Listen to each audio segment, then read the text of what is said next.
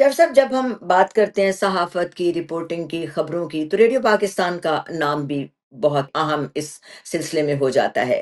تو آپ سمجھتے ہیں کہ ریڈیو پاکستان نے قوم سازی میں کچھ کردار ادا کیا، اور وہ کون سی ایسی آوازیں تھیں جنہوں نے ایک نسل کی تربیت کی تھی؟ آج بھی لوگ ان آوازوں کو کیوں یاد کرتے ہیں؟ مجھے یہ بھی معلوم ہے کہ آپ بھی ریڈیو پاکستان میں بھی جا کے کام کرتے رہے، آپ کا تعلق ریڈیو پاکستان سے بھی رہا۔ ریڈیو کے بارے میں ایک بات آپ ذہن میں رکھیں کہ ریڈیو شروع سے ایک سرکاری ادارہ رہا ہے اور سرکاری درست۔ سرپرستی میں چلتا رہا ہے۔ تو ایک سرکاری ادارے سے آپ ایک ایسے سرکاری ادارے سے جس کی سرکار جو ہے وہ خود بھی ایک پارٹی ہے، کتنا کردار ادا کر سکتا ہے۔ لیکن اس کے باوجود ایسے لوگ رہے ہیں ریڈیو میں جنہوں نے قوم کو بڑا متاثر کیا ہے۔ آپ چاہے نیوز کا شعبہ لے لیجئے، چاہے آپ کرنٹ افیئرس کا شعبہ لے لیجئے، چاہے آپ ڈرامہ ڈرامہ، اور دوسری چیزیں لے انٹرٹینمنٹ بھی۔ لیجئے۔ جی جی۔ بالکل، بہت سے ایسے لوگ رہے ہیں اس میں جن کو انہوں نے، شکیل احمد صاحب تھے، انہوں نے قوم کو متاثر کیا۔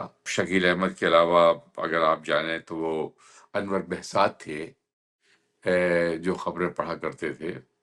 دلارا ہاشم تھیں جو بنگالی میں خبریں پڑھتی تھیں، اگر آپ کو یاد ہو، آپ کی وہ تو کلیگ بھی یہاں بھی رہی ہیں بعد بہت میں آ دیر گئی میں۔ تھی، ہماری جی جی کلیگ جی رہی یہاں پہ بھی۔ جی۔ جی جی جی تو بالکل۔ یہ لوگ تھے جنہوں نے بڑا متاثر کیا ہے۔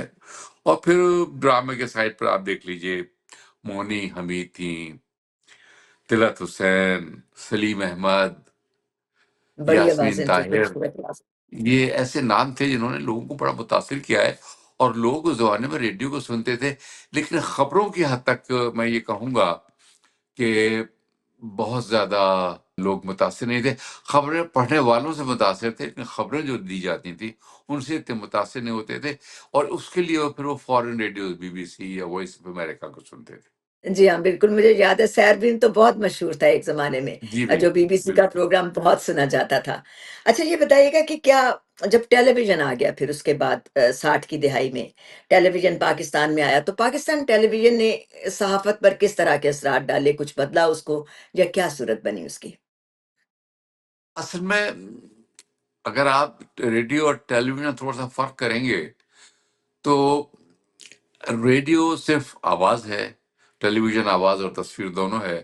اس سے لوگ متاثر ہوتے تھے کہ انسان کس اسٹائل میں ہے، کس طرح سے پریزنٹیشن کر رہا ہے وہ اپنی چیزوں کا۔ تو اس نے ڈیفینیٹلی، لیکن اس کی اتنی لیمیٹڈ پہنچ تھی، اتنی محدود اس کی پہنچ تھی کہ بہت زیادہ۔ اب پاکستان میں کتنے لوگ اس زمانے میں ٹیلی ویژن دیکھ سکتے تھے؟ دیہاتی علاقوں میں، جو پاکستان کا بیشتر علاقہ ہے۔ شہری علاقوں میں ٹھیک ہے، انہوں نے تھوڑی بہت تو وہ کی ہے، لیکن پاکستان ٹیلی ویژن کے ڈراموں نے لوگوں کو بہت متاثر کیا، جو بلا شبہ اس زمانے میں ہندوستان کے مقابلے میں بدرجہ بہتر اور اعلیٰ درجے کے ہوتے تھے۔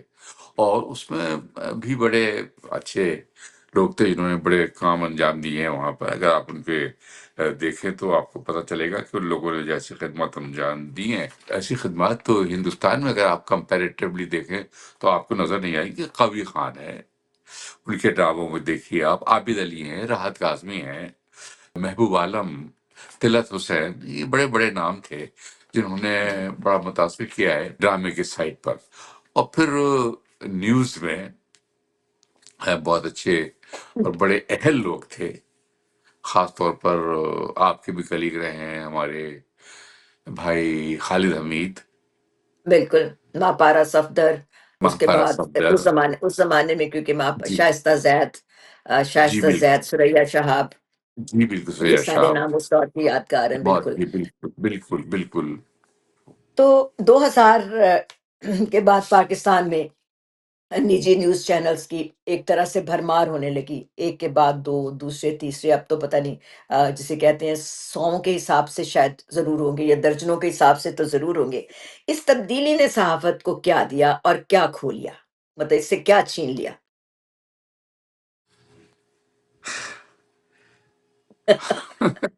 صحافت صحافت میں کچھ رہ نہیں گیا بہجت اصل میں۔ میں تو اب اگر کوئی نوجوان مجھ سے پوچھتا ہے کہ جنرل میں جانا کیسا رہے گا، تو میں کہتا ہوں بھائی بینک میں نوکری کر لو، کہیں جا کر اچھے پیسے کماؤ گے۔ صحافت میں اگر کماؤ گے بھی تو بے ایمانی سے کماؤ گے، جو ظاہر ہے کہ مناسب نہیں ہے۔ صحافت اب مشن رہ نہیں گئی اصل میں. بہت آ، بہت صحیح کہا. اور اس صحافت کو تباہ کرنے میں صرف مارشاء اللہوں کا اور فوجی جنرلوں کا ہاتھ نہیں ہے، اس میں سیاستدانوں کو بھی حق ہے. اگر آپ کو یاد ہو تو ایوب خان کے مارشاء اللہ کے بعد جب وہ بھٹو صاحب وہ اقتدار میں آئے ہیں، تو بھٹو صاحب کے دور میں بھی ہمارا اور دوسرے جرنلسٹوں کا وہی حال تھا جو ایوب خان کے دور میں تھا. اس دور میں بھی جو خبریں تھیں وہ نکالی جاتی تھیں، کالم جو تھے وہ اپروو کرائے جاتے تھے، آرٹیکلس اپروو کرائے جاتے تھے، اور ایسے ایسے جاہل انفارمیشن ڈپارٹمنٹ میں بیٹھے ہوتے تھے کہ ان کو پتہ ہی نہیں ہوتا تھا کہ وہ کہاں سے کاٹ رہے ہیں خبر کو اور آرٹیکل کو یا کالم کو، اور کہاں سے ان کو نہیں کاٹنا چاہیے. یہ ایک تماشا بنتا تھا. یہ تو ہر دور میں آپ نے دیکھا ہی ہوگا کہ اچھا، اب رہ گیا آپ کے سوال کا دوسرا حصہ. جی. تو جو الیکٹرانک میڈیا ہے اس نے سوائے مس انفارمیشن کے اور اب کچھ نہیں دیا. اگر آپ سوشل میڈیا کو اٹھا کر دیکھیں، ایسے ایسے جاہل واشنگٹن کا نام اینکر صاحب لے رہے ہیں، واشنگٹن. آپ بلیو کر سکتے ہیں؟ میں بالکل اور بلیو کر سکتی ہوں کیونکہ دیکھتی ہوں کبھی کبھی، اور کبھی اب تو سچی بات پوچھے مجھ سے تو میں نے دیکھنا چھوڑ دیا ہے ان سب چیزوں کو جو مختلف ہوتی ہیں. اس سے بہتر ہے کہ میں کوئی بھی میوزک سن لوں یا کچھ بھی اور سن لوں. ورنہ تو یہ اور ریٹنگ کا جو چکر ہے، جو ریٹنگ کا ایک چکر پڑ گیا ہے صحافی کے پیچھے اور ایگزیکٹلی. چینلز کے پیچھے، اس سے جی. اس کی بھی بات کریں کچھ. اچھا، جرنلزم جو ہے، آپ یہ دیکھیے کہ جرنلزم کا سنہرا دور آپ کیسے کسی کو بھی تو کہہ سکتی ہیں، اس لیے کہ ہر دور میں جو مفادات ہیں مالکان کے، جی. وہ ہمیشہ مقدم رہے ہیں. یہ انہوں نے جرنلزم کو، صحافت کے شعبے کو ایک انڈسٹری بنا دیا ہے اپنے مفادات کے درست لیے. تو درست، جب بالکل صحیح مشن کہا. ختم ہو جاتا ہے، مفادات غالب آ جاتے ہیں، تو پھر کچھ رہ نہیں جاتا. جی، وہ پھر کاروباری جو حساب کتاب ہے وہ زیادہ سامنے آ جاتا ہے نا جی. بالکل یہ جو بالکل. ایک جاوید صاحب، جس نے ہمیں بھی زندگی میں بڑا تنگ کیا، یہ جو بریکنگ نیوز کا کلچر ہے، بریکنگ نیوز کا اور سکوپس کا، تو وہ صحافت کے لیے فائدہ مند رہے ہیں یا کیا؟ کیا اس کو آپ کس طرح سے دیکھیں گے؟ بڑی نئی اصل نئی میں ٹرمز ہم نے سیکھی. میں بریکنگ نیوز جو ہے نا، جس جی. کو اب وہ بریکنگ نیوز کا دیا جاتا ہے، میں اس کو کہتا ہوں یلو جرنلزم، زرد صحافت. جو زرد صحافت کا کنسپٹ تھا وہ اب پوری طرح سے عملی طور پر نظر آ رہا ہے. بریکنگ نیوز میں آپ کہتے کچھ ہیں اور جب آپ متن میں جاتے ہیں تو اس میں کچھ اور ہوتا ہے. کچھ اور ہوتا ہے. اصل اب ایک خبر تھی ابھی پچھلے دنوں میں، کسی سوشل 7 جنرل مارے گئے.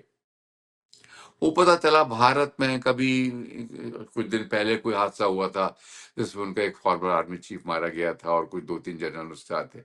اب آپ یہ بتائیے کہ جب آدمی اس خبر کو پڑھے گا تو اس کا کیا کیا تصور کرے گا؟ وہ آگے جا کے کہیں اس کا ذکر ہی نہیں تھا.